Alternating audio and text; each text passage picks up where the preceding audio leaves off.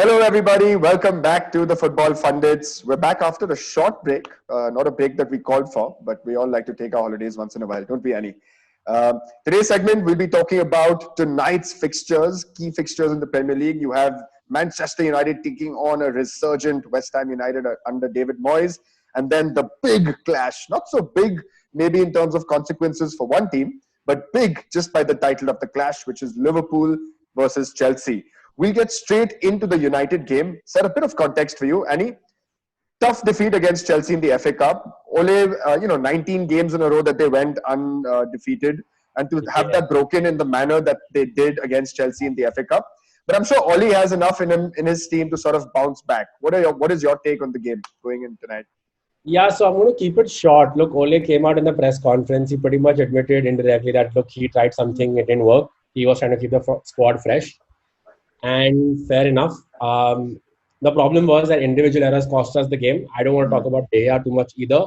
Look, that guy has done enough for us. He's the reason we're in the top 10. While I'm not being blindly loyal to him, saying that he should be not benched and not be made to fight for his position, to ask for him to be sold and to call for his blood is just beyond what a United fan should stand for. And I'm not going to do more of that.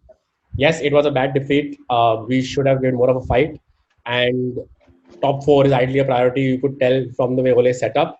And he said it was a mistake. It did not work out, indirectly, of course, by saying that we had 3 games in 6 days and blah, blah, blah. So fine. Let's move on from that. Coming into this fixture, right? The thing is that West Ham ideally would have been, like you mentioned, resurgent. I would have been more worried about West Ham if they lost or drew to Watford. Correct. If they were still fighting for relegation, they would have been... Yes, safe. They're fine, right? And where West Ham have always beaten us in the past as well is when they were playing the last game in their stadium, when they had a... Carlos Tevez scored a winner against us in 2007. That's right. Right. Yeah. Now, the last 4 games, we only beat them once, right? The 2 defeats have come away from home. This is a home game, firstly.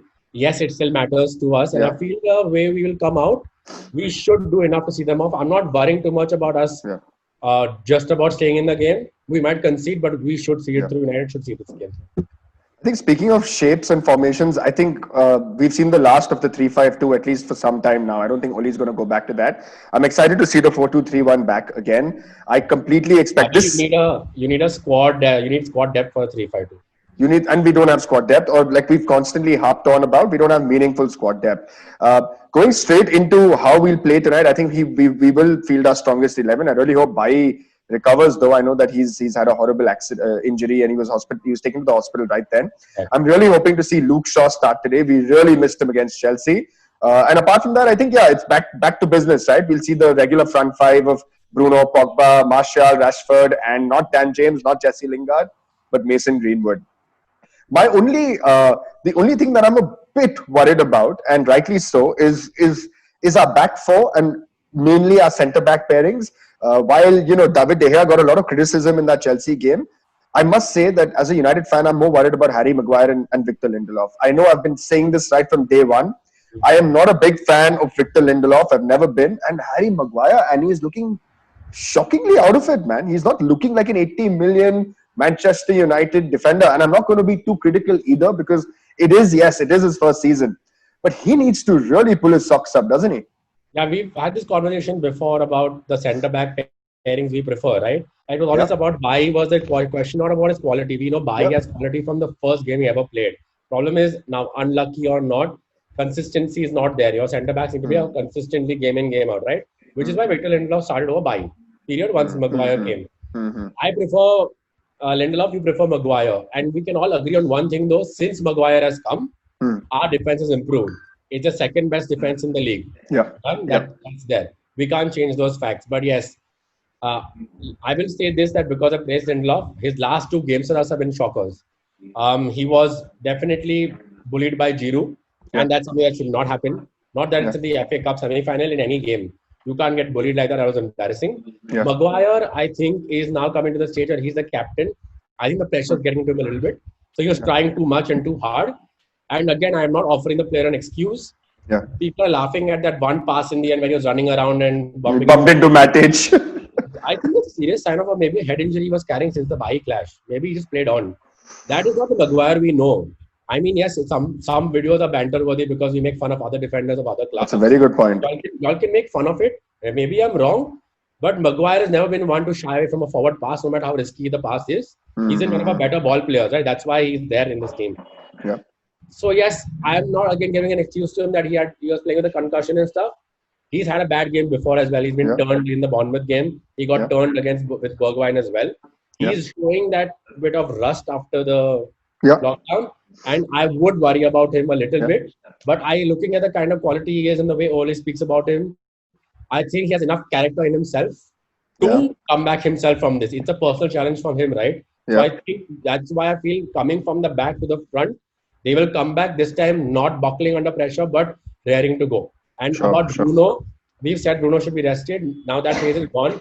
I want Bruno to run half an hour before the game. I want Bruno to run in the game. I want to run after the game. I want him to run till the season is done.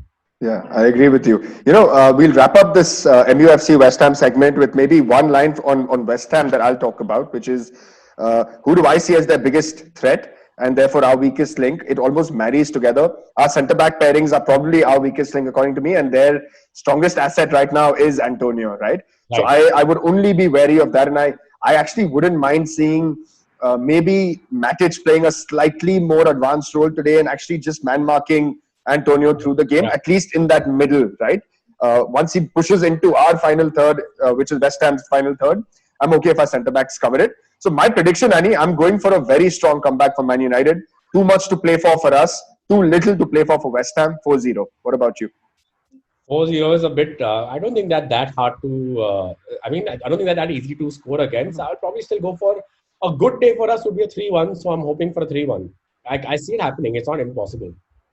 Fair enough. And therefore, both of us going for United victories, which would also therefore put us put the club in a very good place for Champions League qualification next year. Yep. Speaking of Champions League qualification, Leicester got thrashed 3-0 on the same night that United lost that FA Cup final, which was some respite to United fans. Today, right after the United game, Chelsea take on Liverpool at Anfield, right? Liverpool don't have much to play for. I think the records are all gone. All they're playing for, again, are the stats that we spoke of, right? Golden Boot and so on and so forth. What do you think of this game, Annie? How do you think? We're not going to talk about how the teams will set up and all of that, but just in sheer importance of this fixture, how do you think Liverpool will be looking at it vis-a-vis Chelsea? Because for Chelsea, it's a must-win. I think if you saw the Liverpool versus Arsenal game and you saw the bemused look that Klopp had, he was definitely not a happy man. He's not someone, again, who's going to come out and say too many negative things in the presser about his team or individual players. But I know for a fact that he would have given them a good old Fergie-style hair dryer to them, because the goals they conceded are something you'd expect from Arsenal to concede themselves, or United with their poor passing from the back, right? It's happened before. Yeah. So, in a way, I would have actually assumed that Chelsea would have either way easily probably gone into this game and got a draw out of it at least. But their shocking performance against Arsenal actually plays in a United or Leicester fans' favour, because Klopp will want this team to show up now. They can't reach their landmarks anymore. That will piss Klopp off a bit, right? He is a guy who's ambitious. He's not letting it go so easily. So I feel that Chelsea will probably have to do much more than they thought they would have to do in this game. Lampard will have to come out and put in the goods in this game. Yes, they set up better against bigger sides traditionally, Chelsea. You saw against City. But I feel Liverpool might actually come out, and I won't be surprised if they hammer them 3-0. Okay, so Annie going for a comprehensive Liverpool win in a 2-0, 3-0. I'd love for this game to be as easy. I just worry that, Frank has so much to play for in this game. Chelsea have so much to play for. They're riding high on confidence because they didn't just beat United, right? They outclassed United on the pitch over 90 minutes. Well, over 100 minutes as it turned out. Taking nothing away from them, like I said, I didn't want to discuss the game. They weren't as good as how poor we were individually, all over the park. I don't know. Maybe there's, so slight disagreement there, because I also feel they were so good that they made us look terrible. I understand that we had an off day, but I also, but then again, Annie, like we spoke earlier, there were major chunks of that game where I was literally dozing off because that's how bad it was, right? But from what I remember, I thought Chelsea were really, really good. Therefore, I feel confidence factor plays a big role. Lots to play for. Champions League finish, especially given that Hakim Ziyech, Timo Werner, and even Kai Havertz are going to be coming in next year. Lampard will absolutely want European football. So I'm going to go for a very, very precarious 2-2 draw at Anfield today. And Players to draw, watch out for, if I may ask, from both draws will sides. work for United and Leicester. The players to watch out for, and I'm assuming I'm going to say going with the prediction I've made. So I would say Mo Salah and Mane will definitely show up today. Trent has been missing. It's a good game for Trent to show up. So these three players for me will be the key if Liverpool should play out the result I'm predicting.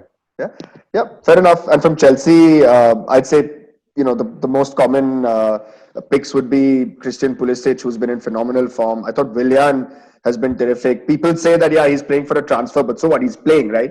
Doesn't matter what he's playing for. He's performing, and surprisingly enough, he's been an FPL differential. But I think Olivier Giroud could also have a big role to play in this game, especially against Liverpool centre backs, given that Van Dijk is a towering presence.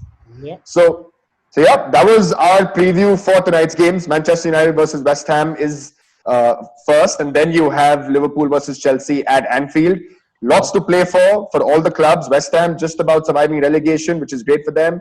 United and Chelsea battling for that Champions League finish, and Liverpool, of course, playing for the records. So that was it from the Football Pundits, guys. We hope you enjoyed this review. I said review, which is a mix of review and video. Maybe a new word to use. Do subscribe. Smash the likes, give us some follows, show us the love, and we'll keep coming back with more such content. Till then, take care, guys. Enjoy the games tonight. See you guys.